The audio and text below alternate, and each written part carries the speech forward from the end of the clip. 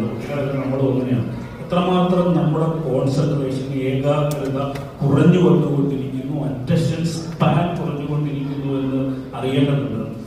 കഴിഞ്ഞ ദിവസം അന്തരിച്ച മാർപ്പാപ്പ പുരോഹിതന്മാർക്ക് നൽകിയ അവസാന കാലത്തെ നിർദ്ദേശങ്ങളിലൊന്നും നിങ്ങൾ 8 മിനിറ്റിൽ കൂടുതൽ പ്രസംഗിക്കരുത് എന്നാണ്. പള്ളിയിൽ പ്രസംഗിക്കുന്നത്. അതുകൊണ്ട് അത് ശ്രദ്ധിക്കാനുള്ള സമയമില്ല, മാക്സിമം 8 മിനിറ്റ് സംസാരിച്ചാൽ മതി എന്ന് അദ്ദേഹം പറയുന്നുണ്ട്. അത്രമേൽ നമ്മുടെ അറ്റൻഷൻ സ്പാൻ കുറഞ്ഞുകൊണ്ടിരിക്കുന്ന ഒരു കാലത്ത് ഈ സ്ക്രീൻ അഡിക്ഷൻ സംഭവിച്ച കുട്ടികൾ അതിന്മേൽ സ്കാറ്റേഡായി പോവുകയും അവരുടെ പഠനത്തിന്മേൽ അവർ വല്ലാതെ പിന്നാക്കം പോവുകയും ചെയ്യുന്ന ഒരു അവസ്ഥയും.